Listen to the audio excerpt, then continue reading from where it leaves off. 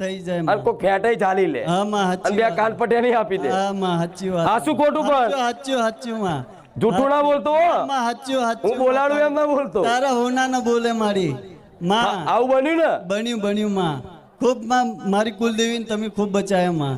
કાચીમ તમારા ભરોસે જ માં બધું મૂકી દીધું છે અત્યારે. જો એને જાતે આ કબૂલ કર્યું આટલી ભરી સભામાં હા માં. કે હું બેમાની કરતો તો હા માં. આ બેમાનીનું પાપ તમામ ધોવાઈ ગયું કેમ કે સાચી વાત. જાહેરમાં કબૂલ્યું. રામ મારી રામ.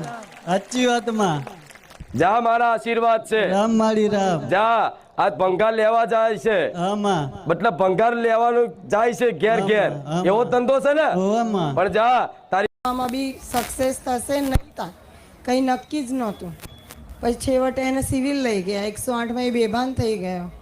અને ખાલી 108માં બેઠા બેઠા તમારી માનતા રાખી કે માં એને સારું થઈ જશે ને તો એના હાથે તમને કટાર અપાઈશ બસ.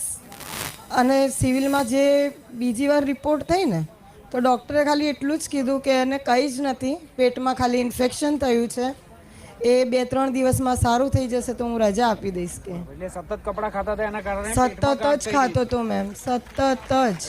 ઝેર થઈ ગયું હતું એમ પેટમાં. હા, પોઈઝન થઈ ગયું હતું. એ પોઈઝનનું કારણ હતું કપડાની ગાંઠ હતી એના પેટમાં. પેલી વોમિટ થતી હતી. હા, આવા સમયે તમે માતાજીની માનતા રાખી. માનતા રાખી.